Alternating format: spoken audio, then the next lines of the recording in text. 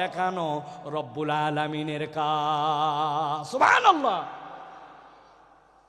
আল্লাহ সাথে সাথে এটাও বলছেন, তোমাদের মধ্যে কতগুলা গাদ্দার আছে, পণ্ডিত আছে, শুনলাম না আল্লাহর কথা, না শুনলে কি হবে, আছে না? আল্লাহ বলছেন কিছুই হবে না। ফাইন তাওয়াল্লাইতুম ফাইন্নামা আলা রাসূলিনাল বালাগুল মুবিন। আমি আল্লাহ জানায় রাখলাম, তুমি যদি মুখ ফিরায় নাও, নবী আর নবীওয়ালা কাজ যারা করে তাদের দায়িত্ব হচ্ছে বার্তাটা পৌঁছায় দেওয়া। দারোগাগিরি করার জন্য নবী আর নবীর ওয়ারিসদেরকে দায়িত্ব দেওয়া হয় নাই। আমাদের দায়িত্ব পৌঁছায় দেওয়া। শুনলে তোমার ভালো, না শুনলে তোমার বিপদ, ঠিক কি না? আমরা বহুবার বলেছি, জুলুম করেন না, মানুষের প্রতি অত্যাচার করেন না, মিথ্যা মামলা দিয়ে মানুষকে ফাঁসায়েন না, অযথা মানুষের নামে গায়েবী মামলা দিয়েন না, মানুষকে গুম খুন নির্যাতন আয়না ঘর করেন না। আমরা কোরআন হাদিস দিয়ে শতবার বুঝাইছি, তারা বলছে আমাদেরকে ধরে কে? আল্লাহ বলছেন ইন্না বাতশা রাব্বিকা লাশাদীদ। ধরে না, কিন্তু আল্লাহ ধরলে ছাড়ে না। সাবধান করা আমাদের দায়িত্ব। যদি না মানি, আল্লাহ বান্দার সাথে কি করবেন এটা আল্লাহর ফয়সালা, ঠিক কি না? চোখের সামনে সব প্রমাণ, আপনি তারপরে প্রমাণ খুঁজে পান না। যাদেরকে আপনি অপমান করে, অপদস্থ করে দেশ থেকে বের হতে বাধ্য করেছিলেন, যাদেরকে মিথ্যা মামলা দিয়ে অন্যায় করে জাতির সামনে লাম্পট্য চরিত্রের অপবাদ দিয়ে ভিতরে ঢুকিয়েছিলেন, আল্লাহ তাদেরকে এমন সম্মানিত করেছেন, তারা আজকে মঞ্চে বক্তব্য দেয়, তাদের কথা শোনার জন্য লক্ষ মানুষ আসে। আর যারা বাধা দিয়েছিল, অন্যায় করেছিল, তাদেরকে খুঁজে পাওয়া যায় না, ঠিক না?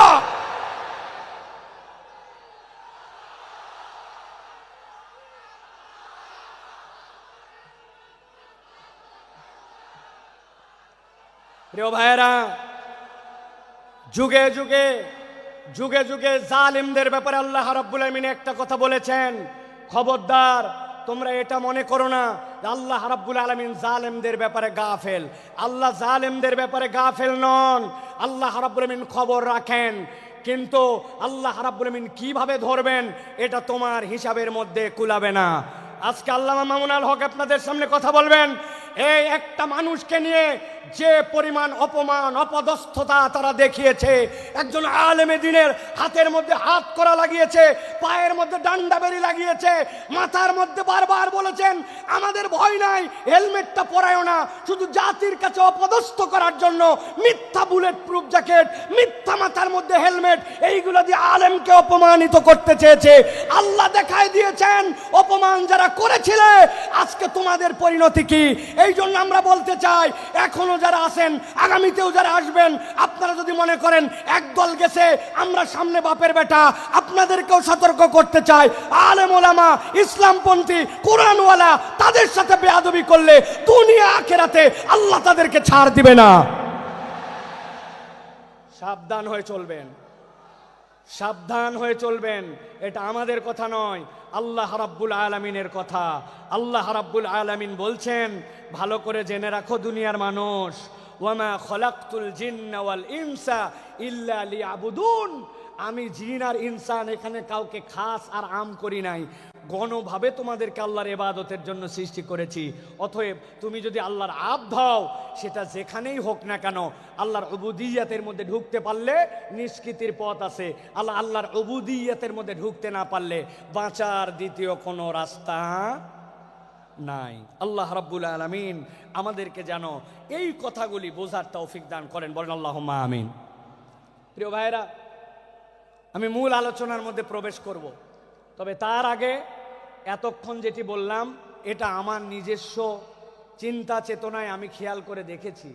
আমাদের যে মাহফিলগুলো হয়, এই মাহফিলগুলোতে আমাদের যারা শ্রোতারা আসেন তারা একটু এলোমেলো, বাউন্ডারিহীন আসেন। কি শুনলাম আর কি শুনবো, খানিকক্ষণ আসলাম, স্লোগান দিলাম, তকবির দিলাম, হই হই করলাম, চলে গেলাম। এই মাহফিল বড় মাহফিল, লোক দেখানোর মাহফিল করে লাভ নাই। এই জন্য আমি চিন্তা করি, যেখানেই যাই আগে অন্তত একটু আল দেই, আল বাঁধা। আল চেনেন আপনারা? ভাই, আল যদি না থাকে পানি বাঁধবে? কথা বললেন না, পানি বাঁধবে? আসলে আমাদের থেকে অনেক ডিস্টেন্স হয়ে গেছে আপনাদের, তাই না ভাই? একটু দূরে চলে গেছেন আপনারা। প্রিয় ভাইয়েরা, আল যদি না থাকে তাহলে পানি যেরকম বাঁধে না, তো আমাদের জীবনে আমি যে কথাটা শুনবো এই কথাটার আগে একটা আল লাগবে, যে আমি কেন এই কথাটা শুনতেছি, এই কথাটা আমার শোনা কেন জরুরি। আমি তো আল্লাহ রাব্বুল আলামিনের পূর্ণ ইতাআতে ঢুকতে চাই, কিন্তু আমার জীবন ভর এমন অপরাধ, এমন ভুলভ্রান্তি যে আমি কোনো লাইন খুঁজে পাই না, আমি কোন লাইনে যাব। তো ওই লাইনটা বোঝানোর আগে আমি একটু আল দিলাম। এখন আপনাদের সহযোগিতা নিয়ে আমরা সরাসরি একটু তাফসীরের মধ্যে প্রবেশ করতে চাই। আপনারা প্রবেশ করতে চান? আছেন আপনারা ইনশাআল্লাহ? কারা কারা আছেন দুই হাত উঁচু করে একটু দেখান। কথা বলবেন না, কোনো কথা বলবেন না, চুপচাপ হাত নামান, হাত নামান, হাত নামান, হাত নামান। থামেন থামেন, তাকবীর দিয়েন না ভাই, কত সময় সংক্ষেপ, আপনাদের অনেক আবেগ আমরা জানি, তাকবীর দিয়েন না। একটু আপনাদের মোবাইলের লাইট আছে? আছে? একটু শাট করে 5 সেকেন্ড সময় দিলাম, জ্বলায় ফেলেন দেখি। হ্যাঁ, একটু জ্বলায় ফেলেন। যার যার মোবাইল আছে কথা বলবেন না, একটা কথা হবে না, একজনও না। জ্বলাইছেন? এবার হাতটা উঁচু করেন, দুই হাত, দুই হাত। যারা জ্বলাতে পারে নাই শিখাই দেন কেমনে জ্বলাতে হয়। হাত উঁচু করেন, হাত উঁচু করছেন, শক্ত করেন, শক্ত, একটু শক্ত, একটু ডাইনের দিকে নড়া দেন, এবার একটু বামে দেন, এবার একটু সামনে দেন, একটু পিছনে দেন, এবার একটু পিছনে টানা দেন, টানা দেন। এবার হাতটা সোজা করেন, সোজা সোজা সোজা করেন। এবার হাতটা এরকম করে নড়াচড়া দেন, দুই দিকে নড়াচড়া দেন। এবার হাতটা সোজা করেন, স্ট্রেট, নো নড়চড়। গলাটা পরিষ্কার করেন, ভালো করে দিছেন। এবার আমরা আকাশ বাতাস মুখরিত করে আল্লাহর একটা তাকবীর দিয়ে আলোচনার মধ্যে প্রবেশ করতে চাই। যারা আসমান জমিন মুখরিত করে একটা তাকবীর দিতে পারবেন তারা বলেন আল্লাহুম্মা আমিন। এই স্বেচ্ছাসেবক ভাইরা, আপনারা দিবেন না তাকবীর? নাকি আপনারা ওয়াজের বাইরে? আপনারা তো ওয়াজের ভিতরে। হাত সোজা করেন। কারা কারা জ্বলাতে পারে নাই শিখাই দেন, হাত সোজা করেন। সোজা করছেন? আল্লাহুম্মা আমিন বলেন।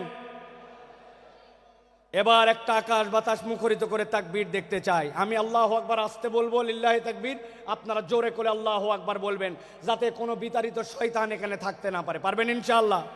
দেখে এটা তাকবীর দেন, লিল্লাহি তাকবীর, লিল্লাহি তাকবীর। আল কোরআনের আলো, আল হাদিসের আলো,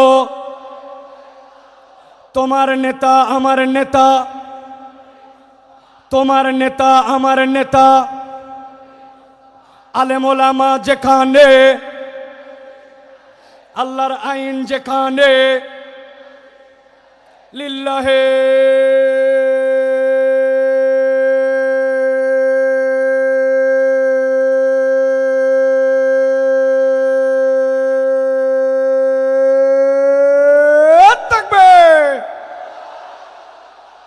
আলহামদুলিল্লাহ। হাত নামান, চুপ করে বসে যান, একটার কোনো কথা হবে না। এখন আমরা বিতাড়িত শয়তান থেকে আশ্রয় প্রার্থনা করে সরাসরি কোরআনুল কারীমের মধ্যে প্রবেশ করব। দাঁড়ায় বসে মহিলা প্যান্ডেলে, ছেলেদের প্যান্ডেলে, স্টেজে, এলইডি মনিটরের সামনে, ভিতরে বাহিরে, দেশে বিদেশে, কাছে দূরে, বাংলাদেশে লাইভে, নন লাইভে, যে যেখান থেকে দেখতেছেন সকলে একসাথে সমস্বরে আমার সাথে পড়েন, আউযু বিল্লাহি মিনাশ শাইতানির রাজিম, বিসমিল্লাহির রাহমানির রাহিম, ইন্নাল মুত্তাকিনা ফি জান্নাতি ওয়া উয়ুন, উদখুলুহা বিসালামিন আমিনিন। আমার আল্লাহ রাব্বুল আলামিন কিয়ামত পর্যন্ত আগত মানুষের কাছে বার্তা পৌঁছায় দিচ্ছেন।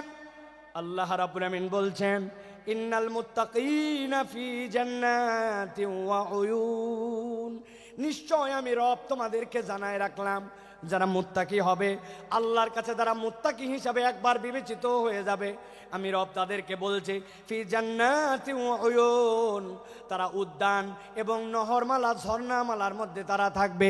জিজ্ঞাসা হচ্ছে আল্লাহ রাব্বুল আলামিন এখানে মুত্তাকি দ্বারা কি বুঝান?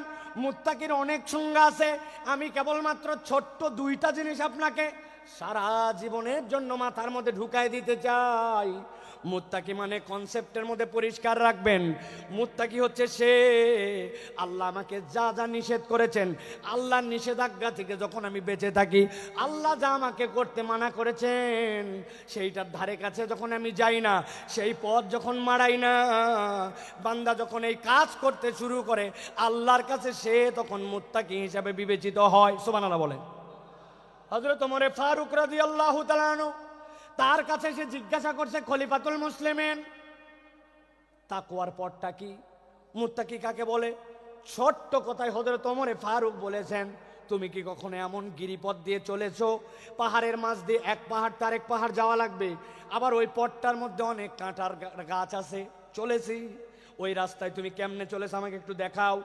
সাহাবী ডেমনস্ট্রেশন করে দেখাচ্ছেন খলিফাতুল মুসলিমিন আমিরুল মুমিনিন, যখন দেখেছি পাহাড়টা নিচু আমার মাথা বেঁধে যাবে, মাথাটা নিচু দিছি, আবার যখন দেখছি উঠা লাগবে উঠছি, ডান দিকে ফিরা লাগবে ডানে ফিরছি, বাম দিকে কাত হওয়া লাগবে ফিরছি, আর আমার গায়ের মধ্যে যে কাপড়টা ছিল ওইটা যেন কোনো কাঁটার গাছের মধ্যে আটকায় না যায়, ওই জন্য কাঁটার গাছের মধ্যে আটকানোর থেকে বাঁচার জন্য কাপড়গুলা জড়ো করে করে আমি চলাফেরা করছি।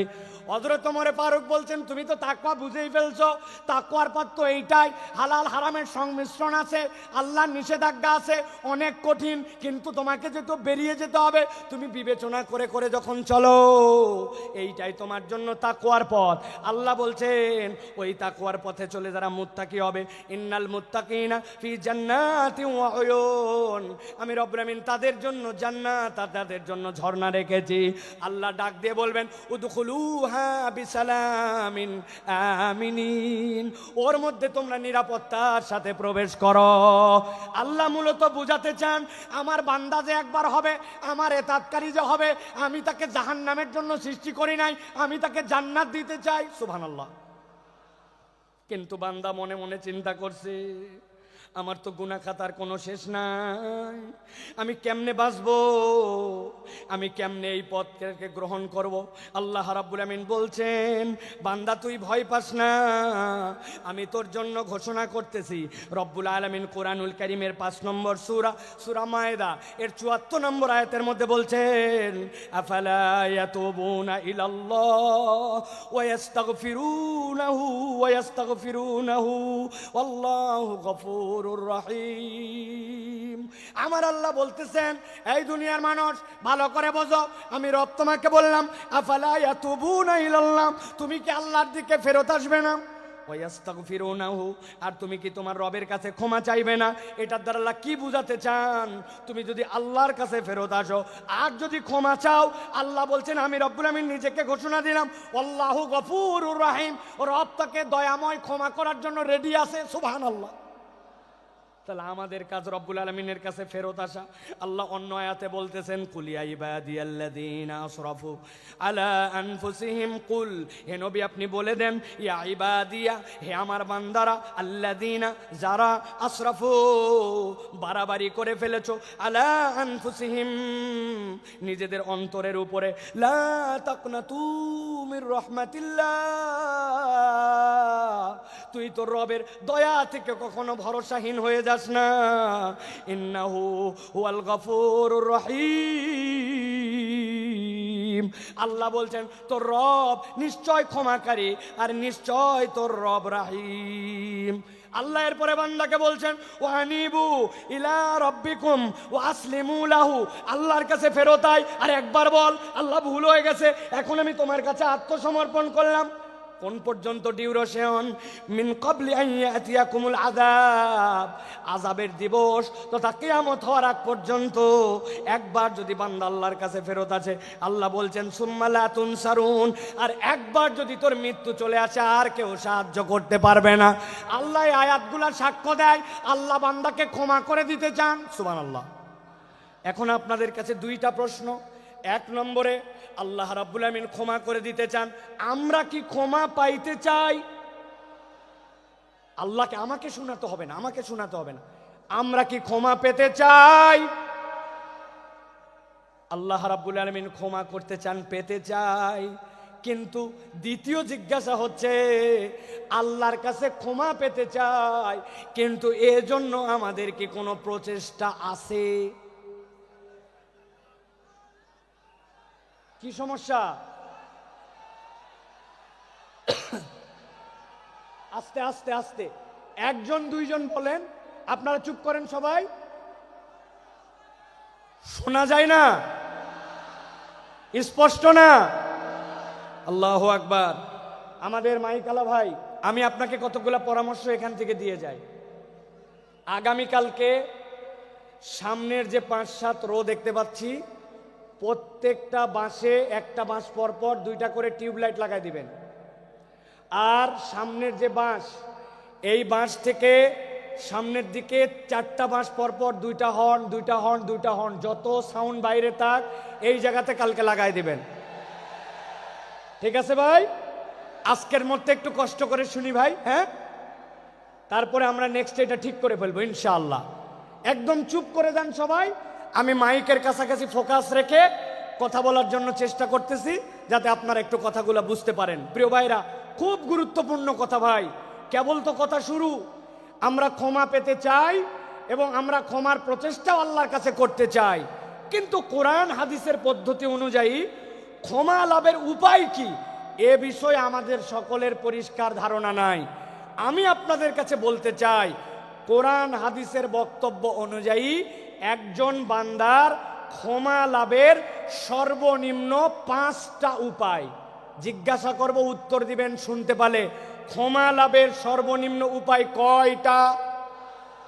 হয় নাই? সকলে হাতগুলা নিচে নামান, এরকম করে হাত নিচে নামাবেন। আমি জিজ্ঞাসা করব কয়টা, হাত তুলে সবাই একসাথে বলবেন 5টা।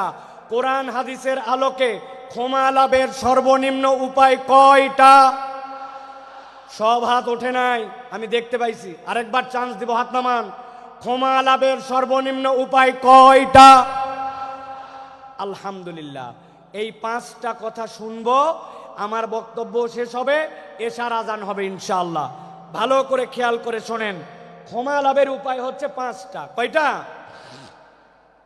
এর 1 নম্বর হচ্ছে ঈমান এবং নেক আমল। আস্তে করে বলেন, 1 নম্বরটা কি? নেক আমল। ঈমান, নেক আমল। বলেন, ঈমান, নেক। এই ওয়াজটা যেন বাড়িতে মুখস্থ যায়, এজন্য আমি এত কষ্ট করতেছি। 1 নম্বর ঈমান এবং নেক আমল। আল্লাহ রাব্বুল আমিন বলছেন, ওয়াদাল্লাহুল্লাযীনা আমানু ওয়া আমিলুস সালিহাত মিনহুম মাগফিরাতাও ওয়া আজরান আযীমা। আল্লাহ বলছেন, দুনিয়ার মানুষ শোনো, ওয়াদাল্লাহ, আল্লাহ তোমার সাথে ওয়াদা করছেন। আপনি বাড়ির থেকে বেরিয়ে এসেছিলেন, বাচ্চা বলছে আব্বা আমার জন্য চকলেট নিয়ে আসবে। আপনি বলছেন ঠিক আছে চকলেট নিয়ে আসবো, কিন্তু বাড়িতে ঢোকার সময় ভুলে গেছেন। আপনি আপনার ছেলেকে বলছেন 5-এ ভালো রেজাল্ট কর, একটা সাইকেল কিনে দিব, কিন্তু আপনি সাইকেল কেনার কথা আর সামর্থ্যে কুলাই নাই, ভুলে গেছেন। বউরে বলছেন এবার খালি বেতন পাই লাল রঙের একটা শাড়ি তোমাকে কিনে দিব। এরপরে কত বেতন গেল, কিন্তু শাড়ি কেনার ক্রেতা বা সামর্থ্য অনেক সময় হিসাবে মেলে না। আমরা ওয়াদা করি, কিন্তু অনেক সময় ওয়াদা আমরা রাখতে পারি না। এরকম আমাদের জীবনে হয় কিনা? কিন্তু আল্লাহ বলতেছেন, বান্দা আমার জন্য ওয়াদা করা লাগে না, ফাআলুল লিমা ইউরিদ।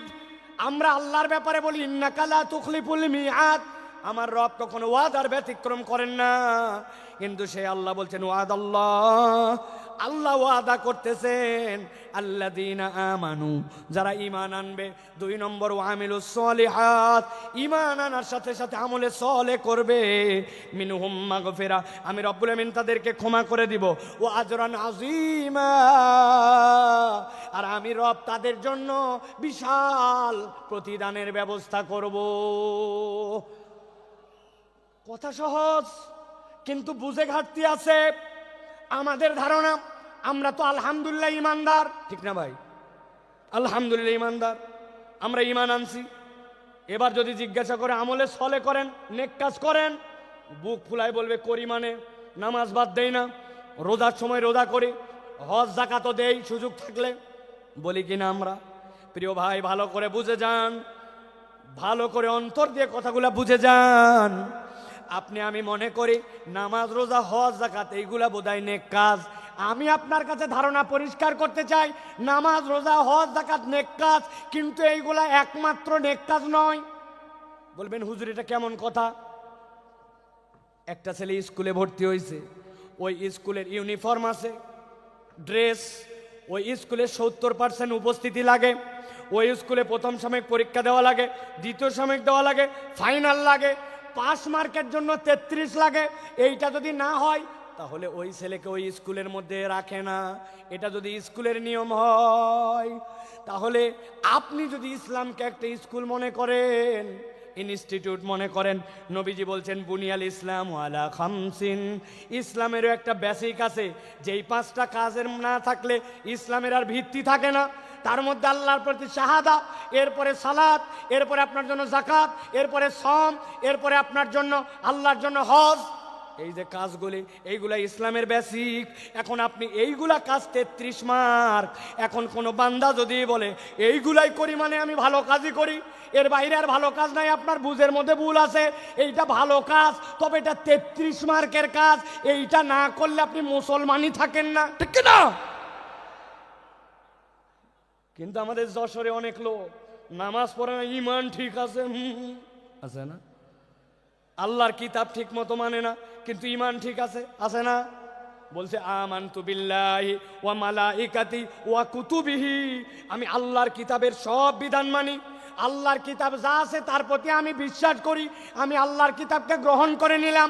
কিন্তু ওই লোককে যদি বলা হয় নামাজের ইসলাম মানলেন, রোজার ইসলাম মানলেন, কিন্তু আল্লাহর জমিনে আল্লাহর বিধান দিয়ে শাসনটা হোক, এই কথা বললে তখন বলে বক্তা দল করে,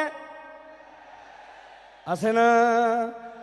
এইরকম মুনাফিক মার্কা অনেক মুসলমান আছে। তার মানে বোঝা যায় আপনি আপনার ঈমান এখনো বোঝেন নাই।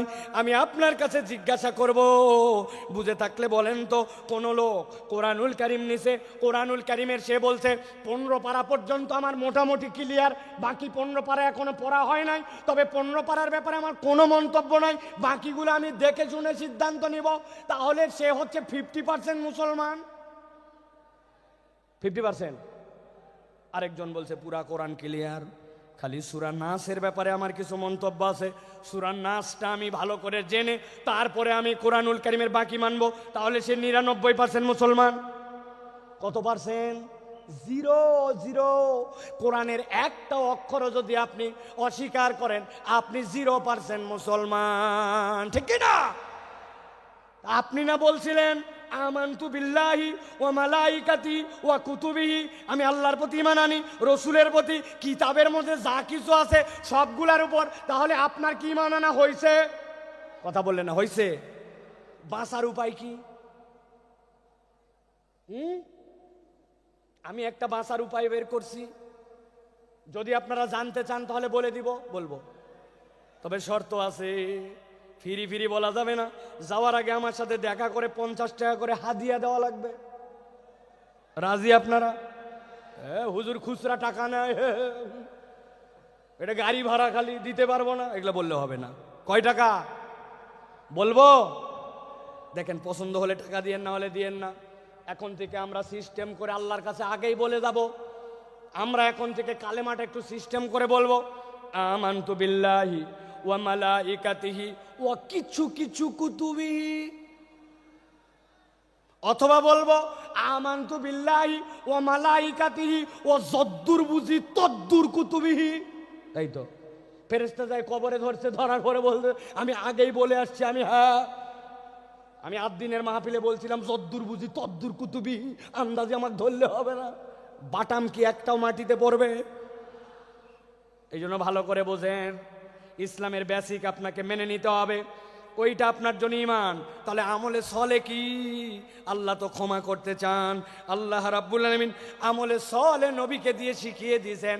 আপনি আপনার জীবনে কিছু কিছু নেক কাজ করতে শুরু করেন, নবীজি বলছেন লিল মুমিনি আলাল মুমিনি সিত্তু খিসাল, একজন মুমিনের জন্য আরেকজন মুমিনের নিম্নতম 6টা দায়িত্ব আছে, আপনি এগুলা পালন করেন। আপনি মসজিদে ঢুকছেন, 5 মিনিট হাতে সময় আছে, অযথায় বসবো না, 2টা রাকাত তাহিয়াতুল মসজিদ পড়ি, 2টা রাকাত দুখুলুল মসজিদ পড়ি, তারপরে বসবো। 2 রাকাত সময়, 2 মিনিট সময় আছে, সুবহানাল্লাহি বিহামদিহি সুবহানাল্লাহিল আযীম পড়ি, ধান লাগাচ্ছি, আস্তাগফিরুল্লাহ আস্তাগফিরুল্লাহ আস্তাগফিরুল্লাহ। সারাদিনে নিয়ত করছি 100 বার অন্তত দরুদ শরীফ পড়ে ফেলবো। আপনি আপনার আমলগুলা যখন এরকম করে বাড়াতে শুরু করবেন, দেখা হলে সবার আগে সালাম দিব, মানুষকে মসজিদে নেওয়ার জন্য চেষ্টা করব। অনেক মুরব্বী আছে, এই কথা আমি বহু জায়গায় বলছি, আপনার কারণে মসজিদে বাচ্চা কাচ্চা মুসল্লি আসে না। আপনারা মুরব্বীরা রাগ করেন না, আমি কিন্তু আমার সবচেয়ে বাংলাদেশের সিনিয়র মুরব্বী ভাই, ওই ভাইয়ের দাওয়াতে কিন্তু এখানে আসছি, ভাই বলি যদিও উনি আমার অনেক সিনিয়র। ভালো করে বোঝেন, মুরব্বীদের কারণে অনেক মুসল্লিরা আসে না। বাচ্চা কাচ্চা মসজিদে আসে, একটু হাসাহাসি করে না ভাই, একটু কথাবার্তা বলছে, মুরব্বীর গেছে একবারে মাথা গরম হয়ে, চিন্তা করছে কোন বেটায় এত বড় হাসলো, আমি তাকে দেখাবো। উনি শেষ বৈঠকে বসে আছে, এখন আত্তাহিয়াতু পড়তেছে, আত্তাহিয়াতু লিল্লাহি ওয়া সাল্লাম, কার বেটা এরকম করলে ওরে দেখি। আল্লাহুম্মা সাল্লি আলা মুহাম্মদ, মনে হয় এটা হচ্ছে আকবরের বেটা হতে পারে। এরপরে আল্লাহুম্মা ইন্নী যালামতু নাফসি পড়তেছে, আর চিন্তা করছে যে ইমাম সাহেব এত লম্বা দোয়া পড়তেছে, বেয়াদবগুলা হাসাহাসি বন্ধ করে না। উনি এই সকল ভাবতেছে আর চিন্তা করছে, খালি নামাজ শেষ হক্ত দেখাচ্ছে। আসসালামু আলাইকুম ওয়া রাহমাতুল্লাহ, আসসালামু আলাইকুম ওয়া রাহমাতুল্লাহ। আছে না এমন ঝাঁকি মারছে, ওই বাচ্চা মসজিদ থেকে বাড়াইছে, ওই বাচ্চার মসজিদে আসে না, ঠিক কি না? এই মুরব্বী যারা আছেন, কার কার পকেটে চকলেট আছে বার করেন, কার পকেটে আছে দেখি একটু। বলে হুজুর চকলেট কেন লাগবেন? আপনি ওই বাচ্চাকে ডাক দিয়ে বলছেন, দাদু হাসে না মসজিদের মধ্যে, আয় এদিকায়, এই চকলেটটা নিয়ে পরের ওয়াক্ততে কিন্তু হাসবি না দাদু, কিন্তু মসজিদে কিন্তু আসবি। পরের ওয়াক্তে আবার দেখা হয়েছে, হাসে নাই, দেখছেন, পাশে নিয়ে দাঁড় করে আরেকটা চকলেট বের করে দিয়েছেন। এক ছেলে কয়দিন চকলেট খায় পছন্দ করবে না? 2 দিন পরে 5 টাকার একটা কয়েন বের করে হাতে দিয়ে বলছেন, দাদু একটা বিস্কুট কিনে খাস, তুই তো চমৎকার করে নামাজ পড়িস। আপনি ওই বাচ্চাটাকে নামাজে উৎসাহ দিয়েছেন, হঠাৎ করে একদিন আপনার মৃত্যুর ডাক এসে গেছে, কবরে চলে গেছেন। কিন্তু যেই বাচ্চাকে চকলেট দিয়ে আদর করে মসজিদ থেকে বের করেন নাই, মসজিদমুখী করছেন, 5 টাকার কয়েন দিয়া ওই ব্যক্তিকে আদর যত্ন করে মসজিদের মুসল্লি বানাই দিয়ে গেছেন আপনি কবরে। কিন্তু আপনার 20-25 টাকার ইনভেস্টমেন্ট, ওই বাচ্চা যতবার সিজদা দেয় আপনার আমল নামায় সওয়াব উঠে যায়। এর নাম আমলে সলে। আপনাকে টেকনিক করে আল্লাহর দিকে আগাতে হবে।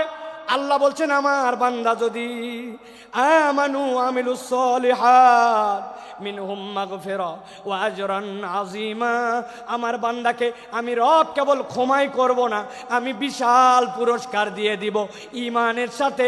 এই জন্য আমলে সলে লাগবে। সাথে সাথে হাদিসের গবেষণায় বোঝা যায়, কোন ব্যক্তি যদি আল্লাহ রাব্বুল আলামিনের কাছে গুনাহ মাফের উদ্দেশ্যে একবার ইস্তেগফার করে, রব্বুল আলামিন তাকে আরো 3টা নিয়ামত দেন। 1 নম্বরে রব্বুল আলামিন ওই বান্দার কঠিন অবস্থা থেকে উদ্ধার করে দেন। 2 নম্বরে তার দুশ্চিন্তা দূর করে দেন। 3 নম্বরে তার রিজিকের পেরেশানি আল্লাহ তুলে দেন। সুবহানাল্লাহ।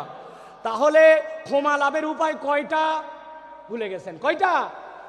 5টা। 1 নম্বর গেল, এবার চলেন 2 নম্বর। 2 নম্বর হচ্ছে আল্লাহর কাছে ক্ষমা চাওয়া। বান্দা যদি ক্ষমা পেতে চায়, আল্লাহর কাছে তাকে ক্ষমা চাইতে হবে। আল্লাহ রাব্বুল আলামিন বলছেন, وَمَن يَعْمَلْ سُوءًا أَوْ يَظْلِمْ نَفْسَهُ ثُمَّ يَسْتَغْفِرِ اللَّهَ يَجِدِ اللَّهَ غَفُورًا رَحِيمًا। আমার আল্লাহ বলছেন, বান্দা ভালো করে বুঝো, ওয়ামাই আমাল, তোমাদের মধ্যে যে করে ফেলে সুআন কোন গুনাহ, আও ইয়াজলিম নাফসাহু, অথবা নিজের উপরে সে জুলুম করে ফেলছে, সুম্মা ইয়াস্তাগফিরিল্লাহ, এক মুহূর্ত দেরি করে নাই, তার রবের কাছে সে ইস্তেগফার করেছে। আল্লাহ বলছেন কেউ যদি আল্লাহর কাছে ইস্তেগফার করে, ইয়াজিদিল্লাহ গফুরার রাহিমা, আল্লাহর কাছে ইস্তেগফার করলে আল্লাহকে সে দয়াময় ক্ষমাশীল হিসাবে পাবে। সুবহানাল্লাহ। আল্লাহ চান আমার বান্দা আমার কাছে মাপ চাক, কিন্তু ওই মাপ চাওয়াটা যেন মাথা খাটানো মাপ চাওয়া হয়, ওই মাপ চাওয়াটা যেন ঠোঁটের মাপ চাওয়া না হয়, ওই মাপ চাওয়াটা যেন স্বয়ং বেয়াদবি না হয়। অনেক সময় বাচ্চা কাচ্চাকে বাপ মা কারোর সাথে বেয়াদবি করলে বলে, বল সরি, বল সরি, বল। ওই বাচ্চা এমন ভাবে সরি বলে, সরি বলাটাও একটা বেয়াদবি, সরি এমন ভাবে বলছে। তো আমরাও অনেক সময় আল্লাহর কাছে বেয়াদবের মতো মাপ চাই। আপনারা বুঝতে পারেন নাই আমার কথা, জন্য এই কথাটার সাথে সাড়া দেন নাই। আমরা আল্লাহর কাছে অনেক সময় বেয়াদবের মতো মাপ চাই। ঠিক বলছেন যারা বোঝেন নাই। এক্সাম্পল দিয়ে বুঝাই। ইমাম সাহেব সালাম ফিরাচ্ছে, খেয়াল করেন, আসসালামু আলাইকুম ওয়া রাহমাতুল্লাহ, নামাজ শেষ, আসসালামু আলাইকুম ওয়া রাহমাতুল্লাহ আছে। আপনি কি বলছেন আল্লাহর কাছে? আরেকটা বুঝাই। এমপি সাহেবের কাছে গেছেন, একটা চাকরি দরকার আপনার ছেলের জন্য, সুন্দর করে যাই এমপি সাহেবের কাছে বলতেছেন, মাননীয় এমপি সাহেব আপনার কাছে আসছি, আমার ছেলের কাছে চাকরি দরকার, জরুরি ভিত্তিতে আপনার অনেক ক্ষমতা আছে, চাকরি দরকার, মেহরবানি করে দ্রুত আমাকে চাকরি দেবেন, আসসালামু আলাইকুম ওয়া রাহমাতুল্লাহ। এমপি সাহেব বলছে, পাগলটা কোত্থেকে আসছে রে, এটা আস্তা বেয়াদব। কথা বললেন না, অত দূর গেলাম না, আমি হুজুরের কাছে আসছেন, হুজুর আমার ছেলেটা অসুস্থ, আমার ছেলের জন্য আপনি দোয়া করবেন, মেহরবানি করে আসসালামু আলাইকুম ওয়া রাহমাতুল্লাহ। হুজুর বলবে, কি রে পাগল না ছাগল রে, আমার কাছে এত জোরে এসে দোয়া চাচ্ছে। আপনি হুজুর, আপনি এমপি সাহেব, আপনি লোকের কাছে যদি এরকম করে চান, তাইলে ওই লোক আপনাকে বেয়াদব বলে। আর আল্লাহর কাছে আমার প্রয়োজন, কিন্তু আমি এমন ভাবে আল্লাহর কাছে চাই, 2টা মিনিট হাতের সময় নাই, মনোযোগ দিয়া কায় মনোবাক্যে দিল লাগায়া আল্লাহর কাছে সিজদায় পড়ে 5 মিনিট 10 মিনিট ধরে কেঁদে কেঁদে আল্লাহর কাছে আমরা মাপ চাই না, অথচ আমার গুনাহ খাতার কোনো শেষ নাই। আপনাদের অবস্থা জানি না। আজকে সকাল থেকে আমার গুনাহ যদি আমার কপাল দিয়ে লেখা হতো নিয়ন সাইনের মতো, স্টেজে উঠতে দিত না। অনেক মুরব্বী মানুষ মনে করছে বোধহয় মুরব্বীর দাড়ি পেকে গেছে, গুনাহ নাই। একটা মহিলা তার সামনে দিয়ে চলে গেছে, অন্তরের মধ্যে এমন কথা উদয় হয়েছে, ওইটা যদি বাহিরের মানুষ জানতো, দাড়িওয়ালার আর ইজ্জত থাকতো না। জানা গুনাহ, অজানা গুনাহ, ভুলে যাওয়া গুনাহ, আমার আপনার আমল নামায় গুনার কোনো শেষ নাই। কিন্তু আল্লাহর কাছে কায় মনোবাক্যে দিল দিয়ে 5 মিনিট চাওয়ার মতো সময় নাই, ঠিক কি না? এই জন্য বলছি, আমি এমনি এমনি বলি নাই যে আল্লাহর কাছে বেয়াদবের মতো চাওয়া যাবে না। ক্ষমা চাওয়া মানে কি খালি আস্তাগফিরুল্লাহ আস্তাগফিরুল্লাহ আস্তাগফিরুল্লাহ, এটা নয়। আপনি দিল থেকে অনুতপ্ত হইয়া আল্লাহর কাছে চাওয়ার মতো যদি চান, আমি মাঝে মাঝে বলি, আপনাদের কাছেও বলি, ও ভাই আপনার নামাজটাকে একটু সুন্দর বানান। আমি নামাজ সুন্দর বানানোর জন্য একটা শুধু পরামর্শ দেই, আজকের থেকে শপথ নেন, আপনার জামাত ছাড়া ব্যক্তিগত যত সুন্নত নফল আমি 7 তাসবির নিচে রুকু সিজদা আর দিব না। রাজি?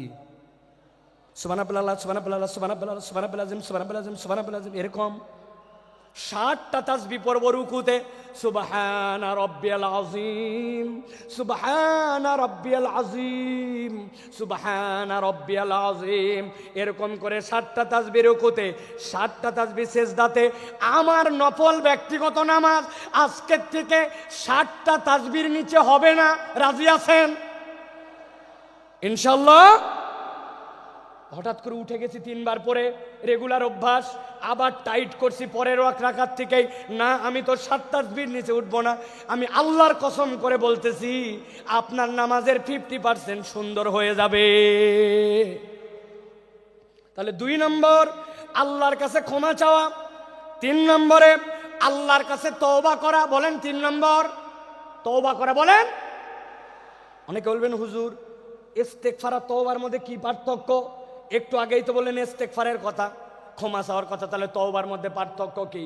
তওবার রকন আছে 4টা, দীর্ঘ আলোচনা সেদিকে যাব না। কিন্তু তওবার মানেটা ভালো করে বোঝেন। আল্লাহ কোরআনে বলেছেন তুবু ইলাল্লাহি তাওবাতান নাসুহা, তোমরা আল্লাহর কাছে তওবা করো, তওবাটা যেন নাসুহা হয়। কি হয় নাসুহা মানে কি? আরবিতে নাসুহা শব্দটার উৎপত্তি স্থল 2টা, হয় নাসাহাতুন বা নাসাহাতুন। পেটের মধ্যে বাচ্চা, শাশুড়ি মা চিন্তা করছে আমার মেয়ের ডেলিভারি হবে, বাচ্চা কাচ্চার জন্য কাঁথা সেলাই করা লাগবে, এই ছিঁড়া লুঙ্গি, এই চাদর, অমুক কাপড়, এইগুলা জোড়া দিয়ে দিয়ে কাঁথা বানায়, ঠিক কিনা? ভালো করে মনে রাখবেন, নাসাহাতুন মানে ভাঙ্গা সম্পর্ক জোড়া লাগানো, আর নাসাহাতুন মানে ফেরত আসা। আল্লাহ বলছেন আমি আমার বান্দাকে দেখতে চাই অতীতের জন্য অনুতপ্ত, ভবিষ্যতে আর করবে না, আল্লাহর সাথে সম্পর্ক ছিন্ন হয়েছিল জোড়া লাগাবে আর আল্লাহর কাছে ফেরত আসবে। একবার যদি তুমি তওবা করতে পারো, আল্লাহ বলছেন আমি তোমার সব গুনাহ খাতা মাফ করে দিতে রেডি আছি। আল্লাহ কোরআনে বলছেন ওয়া হুয়াল্লাযী ইয়াকবালুত তাওবাতা আন ইবাদিহি ওয়া ইয়াফু আনিস সাইয়্যাত ওয়া ইয়ালামু মা তাফআলুন।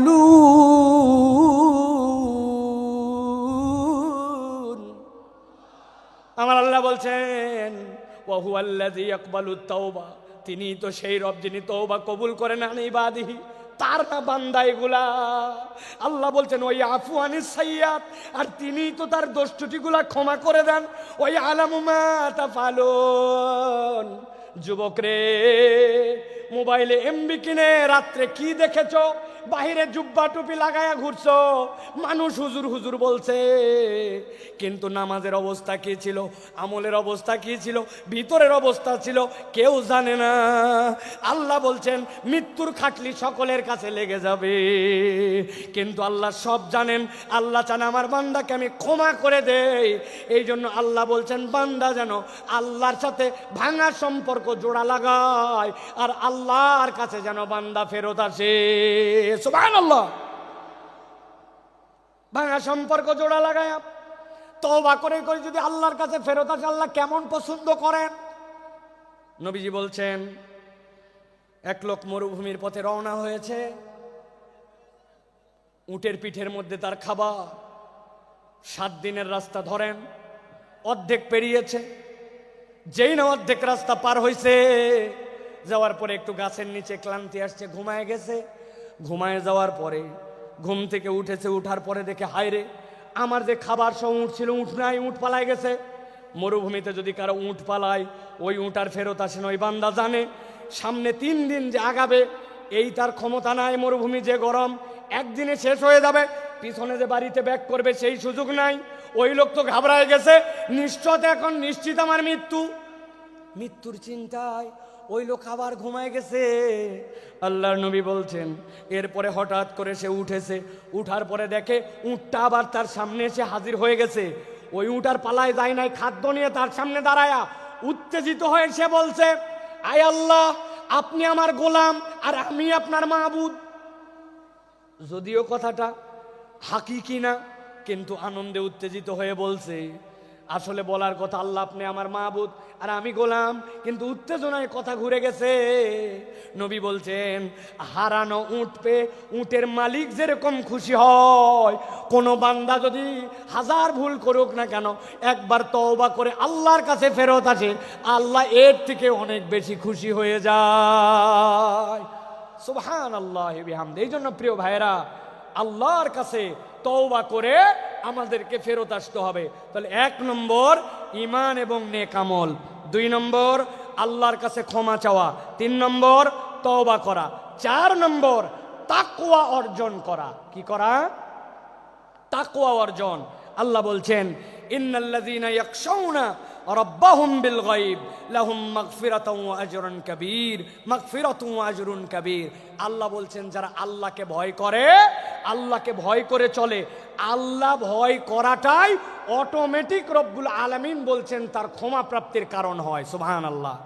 আমরা বাংলাদেশ নিয়ে স্বপ্ন দেখি, বাংলাদেশ সোনার বাংলাদেশ হবে, বাংলাদেশ দুর্নীতিমুক্ত বাংলাদেশ হবে। এর জন্য দুর্নীতি দমন কমিশন এর জন্য সিসিটিভি, এর জন্য অনেক কিছু আমরা আয়োজন দেখলাম। কিন্তু জিজ্ঞাসা করতে চাই, এত আয়োজন করেও বাংলাদেশকে কি দুর্নীতি মুক্ত করা গেছে? দুর্নীতি মুক্ত তো হয় নাই, আরো দুর্নীতি বেড়েছে। আমি মজা করে বলি, দুর্নীতি দমন কমিশন একটা স্টেপ নিয়েছে, দুর্নীতিকে না বলুন। এই জন্য প্রত্যেক জেলা শহরে, প্রত্যেক ডিসি অফিসে সেমিনার হবে, বিভিন্ন জায়গায় ফেস্টুন লাগানো হবে, স্টিকার মারা হবে, দুর্নীতিকে না বলুন। এর জন্য বাজেট হয়েছে ধরেন 10 কোটি টাকা। আল্লাহর কি কাম, এই 10 কোটি টাকার 8.5 কোটি টাকা দুর্নীতি হয়েছে। আপনি না দুর্নীতিকে না বলবেন বলছেন, কিন্তু কোথায় দুর্নীতি দূর করতে পারলেন? সিসি ক্যামেরা লাগাইছেন, দুর্নীতি যায় নাই। আমি পাসপোর্ট অফিসে গেছিলাম, আমার পাসপোর্টের 6 মাসের নিচে মেয়াদ শেষ, অনেক আগের কথা। পাসপোর্টটা রিনিউ করতে হবে। পাসপোর্টে যাওয়ার, অফিসে যাওয়ার আগে আমাকে লোকজন বলছে প্রস্তুতি নিয়ে যায়েন। আমি চিন্তা করছি প্রস্তুতি মানে বোধহয় কলম কাগজ, তাই তো নাকি? জি না, প্রস্তুতি মানে মাল পানি, ঠিক কিনা? আমি এইগুলা নিয়ে গেছি। যাওয়ার পরে এখন পাসপোর্ট অফিসের দোতলায় আমাকে খালি ঘুরায়, অনেক ঘুরায়া টাকাও নেয় না, কাজও করে না, কি জ্বালা। অনেকক্ষণ পরে বলছে নিচে চলেন। দোতলার থেকে যখন আমাকে নিচে নিয়ে আসছে, নিচে আনার সময় একটা সিঁড়ি, মধ্যে একটা ল্যান্ডিং, এরপর আরেকটা সিঁড়ি। তো এক ধাপ সিঁড়ি পার করে মধ্যে যে জায়গা, ওই জায়গায় দাঁড় করায় বলছে টাকা ছাড়েন।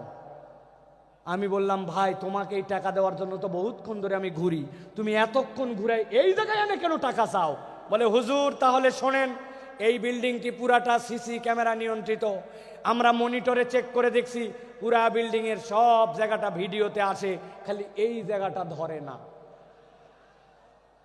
তো যেই জায়গাটা ধরে না ওই জায়গায় উনি টাকা খায়।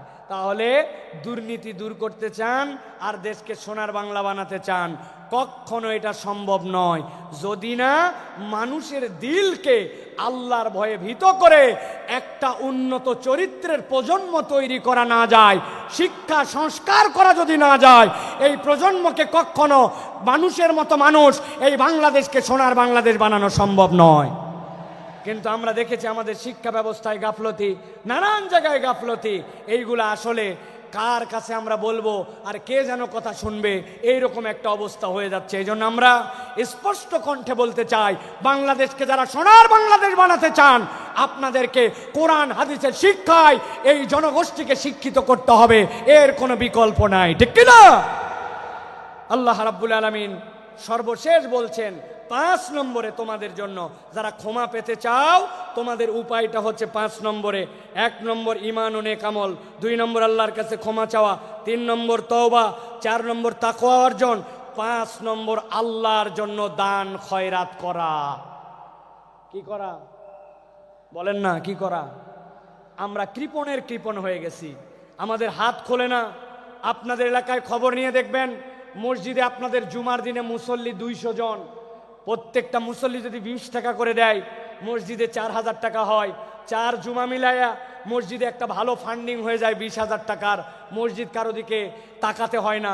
কিন্তু আমাদের মুসল্লিদের অবস্থা এমন, মসজিদে সেরা টাকা দেয়, একটা টাকা পকেটের থেকে বের হয় না। আপনি যদি ক্ষমা পেতে চান, আপনাকে দান খয়রাত করতে হবে। দান খয়রাত না করলে ক্ষমা পাওয়া যায় না। দান খয়রাত ক্ষমা প্রাপ্তির মাধ্যম। আমি ছোট্ট 2টা হাদিস বলে শেষ করে দিব। এক মহিলা নবীজির কাছে আসলো, আসার পরে নবীজির জন্য একটা বুর্দা নিয়ে আসলো। বুর্দা মানে এমন একটা চাদর, পাশ দিয়ে ঝালর লাগানো। মহিলাটা ইয়ামেন থেকে সেই চাদর নিয়ে আসছে। সাহাবীরা বলছে, নবী সাল্লাল্লাহু আলাইহি ওয়াসাল্লামের কাছে আসে যখন বলল, হাযা হাদিয়াতুল লাকা ইয়া রাসূলুল্লাহ, নবীজি এমন ভাবে হাত পেতে ওইটা নিলেন যেন কতই না তার প্রয়োজন। সম্মান জানায় নবীজি নিলেন। নেওয়ার পরে নবীজি গায়ে দিলেন।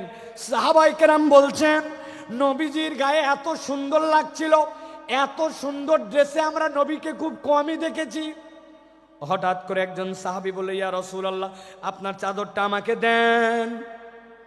নবীজির সাথে সাথে উঠে বাড়ির মধ্যে চলে গেলেন। সাহাবীরা বুঝলেন নবীজি পুরাতন চাদর পরে নতুন চাদরটা ওই সাহাবীকে দিয়ে দিবেন।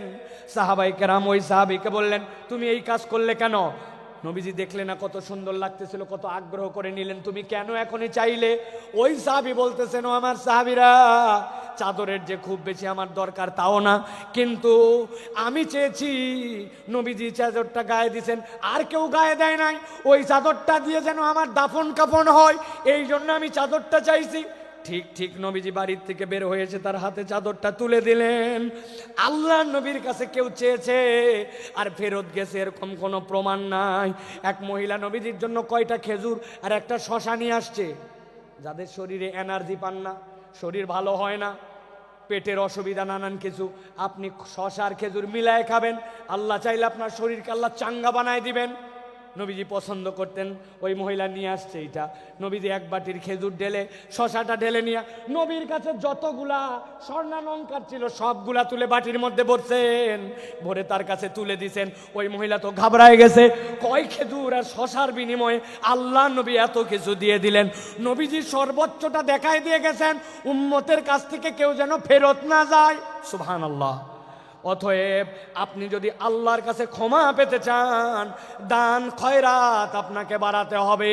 হযরত আলী কাররামাল্লাহু ওয়াজহাহু, তার অভ্যাস ছিল, তিনি যদি আল্লাহর কাছে ইস্তেগফার তওবা করতেন, যতবার তওবা করতেন ততবার সাদাকা করতেন। নিয়ত করছি ফজরের নামাজ আর বাদ দিব না, কিন্তু বাদ হয়ে গেছে। তওবা করছে, আল্লাহ আগামী কালকে থেকে ঠিক করব, কিন্তু 100 টাকা পানিশমেন্ট দিয়ে দিছি। আল্লাহর কাছে বলছে আর মিথ্যা কথা বলবো না, আবার ফট করে একটা মিথ্যা বের হয়ে গেছে।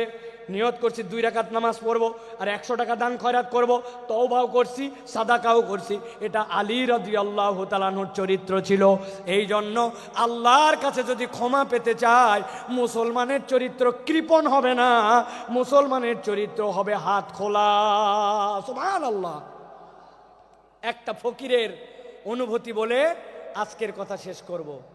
এক মালদার লোক, তার কাছে এক ফকির গেছে, যে বলছে কিছু দেন। ওই লোক পকেটে হাত দিয়ে দেখে মানি ব্যাগ নাই, বুক পকেটেও টাকা নাই, বিব্রত হয়ে গেছে। আরে আমি তো মানি ব্যাগ ছাড়া জামা নিয়ে বের হয়েছি। ফকির ডাক দিছে, ডাক দিয়ে গায়ে হাত দিছে, পিঠে হাত দিয়ে বলছে, বাবারে সত্যিকার কথা, পকেটে টাকা একদম নিয়ে বের হই নাই, ভুলে গেছি টাকা আনতে, মানি ব্যাগ আনতে মনে নাই, এই জন্য তোকে দিতে পারলাম না। বাবারে এরপরে তুই চাইলে ইনশাল্লাহ তোকে দিব। এই কথা শুনে ওই ফকির দোয়া করতেছে ওই লোকের জন্য, আল্লাহ আপনাকে বারবার মানি ব্যাগ আর টাকা ছাড়া বের হওয়ার তৌফিক দান করুক। ওই লোক ঘাবড়ায় গেছে, কিরে আমার প্রতি কি রাগ করে এই কথা বললো নাকি, বদদোয়া করলো নাকি? যে কোনো একজন আজানের উত্তর দেন। আমার প্রতি রাগ করলো নাকি, বদদোয়া করলো নাকি? বলছে, বাবা তুই এই কথা বললি কেন, যে বারবার আপনি মানি ব্যাগ ছাড়া বের হন? ও বলতেছে, শোনেন, টাকা চাইলে তো কতকেই দেয়, ভালো মনে দেয়, খারাপ মনে দেয়, অনেক টাকা দেয়, কিন্তু আমরা যারা দরিদ্র মানুষ, হত দরিদ্র মানুষ, মানুষ আমাদের সাথে একটু সুন্দর করে কথা বলে না, কেউ একটু গায়ে হাত দিয়ে আদর করে কথা বলে না, টাকা চাইলে টাকাটা দেওয়ার সময় কেমন করে জানি দেয়। আমরা তো একটু ভালোবাসাও দাবি করি। তো আজকে আপনার পকেটে মানি ব্যাগ না থাকার কারণে যে গায়ে হাত দিয়া, মাথায় হাত দিয়ে আদর করে আপনি ভালোবাসা দিছেন, ওইটা আমার অনেক বেশি দরকার। এই জন্য দোয়া করছি, আপনি মানি ব্যাগহীন আসেন, তাহলে আমি আদরটা অন্তত পাবো। বুঝেন, সব সময় সব অভাবী মিসকিন কেবলমাত্র আপনার কাছে টাকা পয়সার ডিমান্ড করে না, ভালোবাসা চায়, সুন্দর কথা চায়, আদর চায়, স্নেহ চায়। এটাও আল্লাহর পক্ষ থেকে বড় একটা দান হিসাবে বিবেচিত হবে। অতএব আচরণ সুন্দর করি, দান সাদাকা করার চেষ্টা করি। ক্ষমা প্রাপ্তির এই 4টা গুণ। আর প্রথমে আপনাদের কাছে বলেছি, আল্লাহর কাছে ক্ষমা প্রাপ্তির তালিকায় ওঠার জন্য, হেদায়েতের রাস্তা পাওয়ার জন্য 2টা সিঁড়ি। এই 2টার সমন্বয় করে যদি আমরা চলি, মৃত্যু আর জান্নাতের মধ্যে আমাদের কোনো বাধা থাকবে না ইনশাআল্লাহ। আমরা তাহলে আল্লাহর কাছে এই কথাগুলি অনুযায়ী আমল করার চেষ্টা করব তো ইনশাআল্লাহ। ইনশাআল্লাহ আল্লাহ কবুল করুন। আল্লাহুম্মা আমিন। হাযা মা ইনদি ওয়াল ইলমু ইনদাল্লাহ। সুবহানাকাল্লাহুম্মা বিহামদিকা আশহাদু আল্লা ইলাহা ইল্লা আনতা আস্তাগফিরুকা ওয়া আতুবু ইলাইক। ওয়াসসালামু আলাইকুম ওয়া রাহমাতুল্লাহি ওয়া বারাকাতুহু।